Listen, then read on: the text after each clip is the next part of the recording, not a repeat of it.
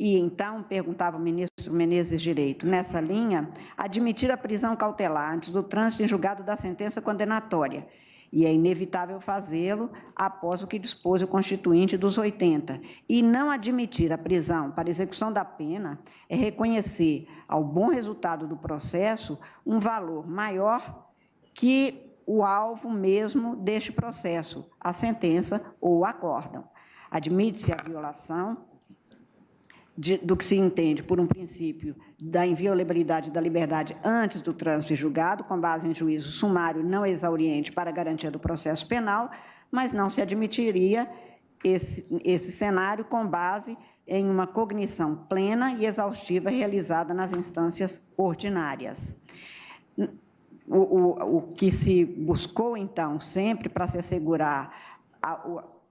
a aplicação plena e efetiva do princípio da presunção da inocência foi rigorosamente que se detivesse dentro das condições estabelecidas, portanto, após, tal como fixado aqui, pelo menos uma decisão de segundo grau, ou de segunda instância, como se asseverou então. Esse entendimento que não prevaleceu em 2009, veio a prevalecer em 2016, como também aqui já foi muitas vezes afirmado. Nesse caso, o que se discute é exatamente essa chamada antecipação da execução penal, quando já esgotados os recursos ordinários. Portanto, não teria esta natureza cautelatória tradicionalmente afirmada, porém, seria passível de ser decretada a partir do transcurso e esgotamento da preclusão dos recursos ordinários com efeito suspensivos, excluídos, portanto, os de natureza extraordinária, especial no Superior Tribunal, e o extraordinário, independentemente, portanto, de se ter o trânsito em julgado da condenação. Ao julgar o habeas corpus número 126.292, em 17 de maio de 2016, eu acentuei exatamente ter ficado vencida naquela primeira ocasião, exatamente no sentido do voto que, então, acabou prevalecendo, que foi o voto do ministro Theory relator, ou seja, considerei sempre que a interpretação da Constituição, no sentido de que ninguém pode ser considerado culpado até o trânsito em julgado da sentença penal condenatória, haveria de ser lido e interpretado no sentido de que ninguém pode ser considerado culpado, mas há fases que vão desde a investigação, a denúncia, a condenação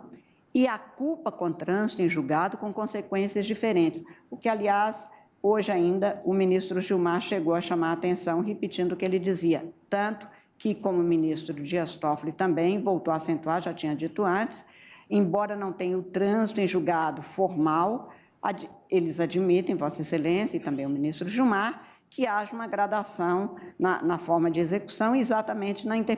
interpretação que não permita o déficit judicial de uma parte, mas que também preserve todas as garantias que são constitucionalmente asseguradas, da ampla defesa, dos recursos a ela inerentes e da possibilidade ou da probabilidade de se haver até mudança e, portanto, aí um cerceamento à liberdade que não pode ser reposto mesmo.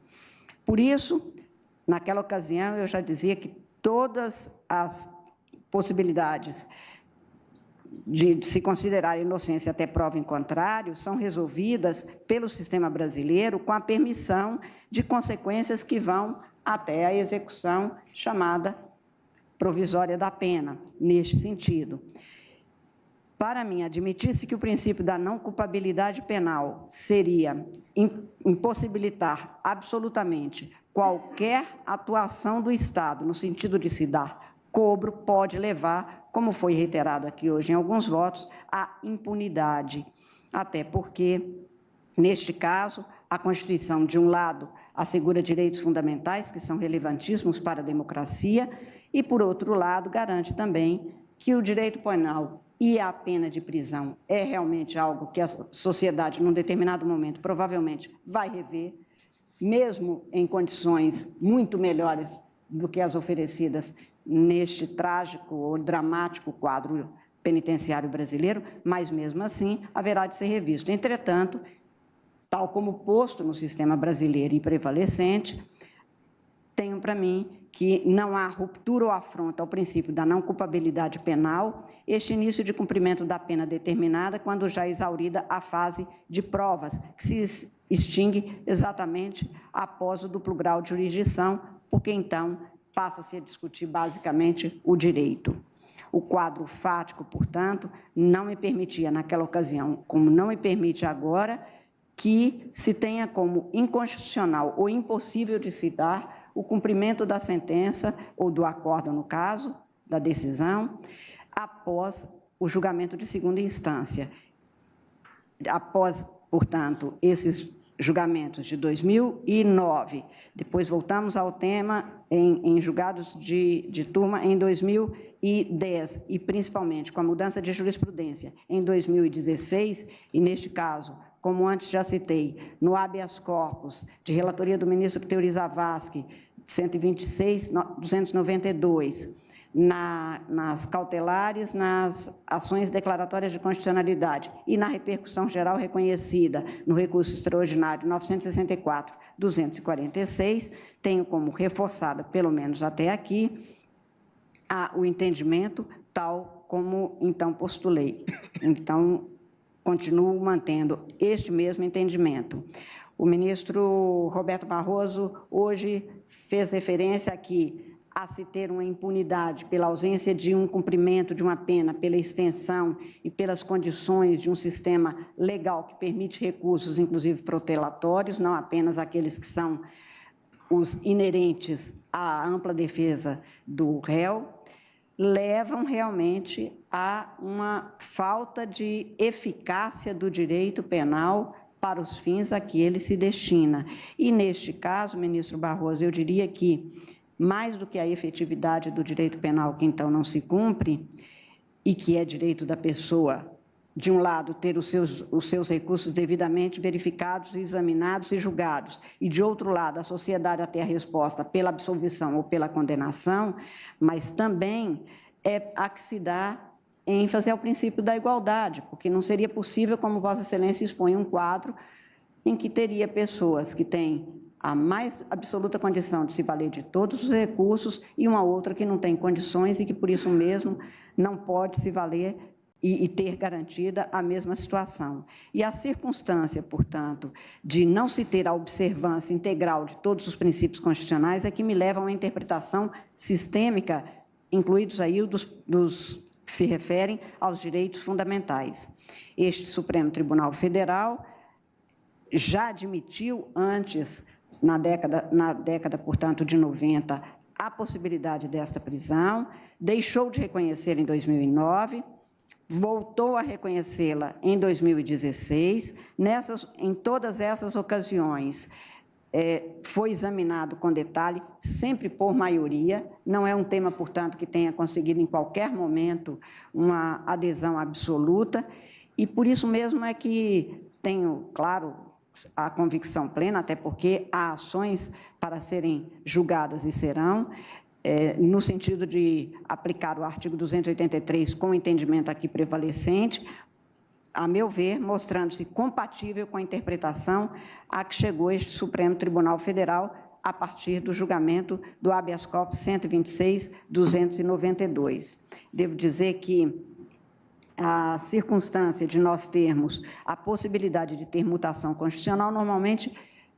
ocorre quando há uma mudança, como houve entre 2009 e 2016, da própria composição do Supremo, do entendimento a que se chegou. E, neste momento, e neste caso, não vejo esse mesmo quadro ali configurado. Portanto, o artigo 283 do Código Penal, que eu vejo nessa perspectiva como a reiteração de hipóteses legais das prisões preconizadas pela própria Constituição, especialmente no que se refere ao artigo 5º, inciso 56 e 57, em modalidades distintas, não são, a meu ver, excludentes,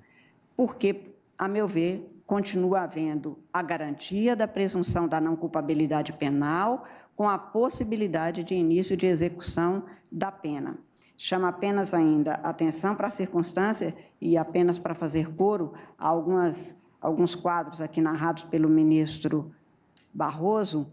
que esta circunstância de se ter, como o ministro Toffoli também acentuou, por exemplo, no caso do Tribunal de Júri, que Vossa Excelência aceita, como nós já aceitávamos no Tribunal Eleitoral para outros efeitos, que não o penal, mas de inelegibilidade,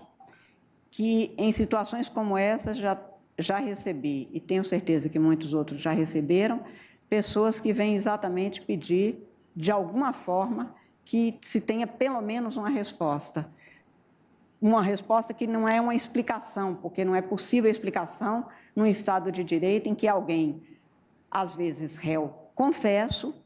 continua sem ter nenhum cumprimento de pena, em nome exatamente de um princípio que não torna impune aquele que cometeu e que tem que pagar pelo seu erro devidamente reconhecido, já em duas instâncias, naquelas que se referem exatamente à prova. Por essas razões, farei juntada de voto, mas